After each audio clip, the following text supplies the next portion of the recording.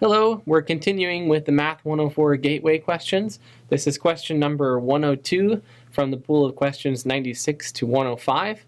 The question is, simplify within its domain the expression minus 1 over x plus 3 over x squared plus 1 plus 1 over x cubed plus x. So step number 1 is to combine into one fraction, and we will do that by finding the least common denominator. So if you look at the denominator, x cubed plus x, if we factor this, you can take out an x from each of these terms. So I'll factor x, and I'm left with x squared plus 1. And as it turns out, we have x squared plus 1 and x as our other denominator, so this is going to be the least common denominator. So it will wind up being our denominator for this problem. So now we need to figure out what's happening with the numerator.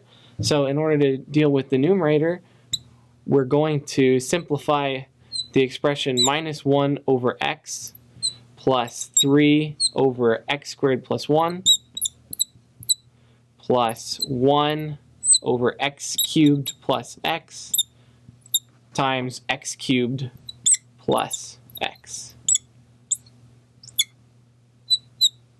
We can do this term by term by just distributing the x cubed plus x to each term. So what we wind up with is minus x cubed plus x over x plus 3 times x cubed plus x over x squared plus 1 plus x cubed plus x over x cubed plus x, and deal with each term. So if you look at the first term, the minus x cubed plus x over x, if I divide both sides of this expression by x, I'm left with x squared plus 1. So if I perform this division, I'm left with x squared plus 1, and of course the minus sign stays with it. Now, by a similar rationale, if I do x cubed plus x and divide by x squared plus 1, I'm left with this x. So this term becomes just 3x. And if I take x cubed plus x and divide it by x cubed plus x, of course, I just have 1.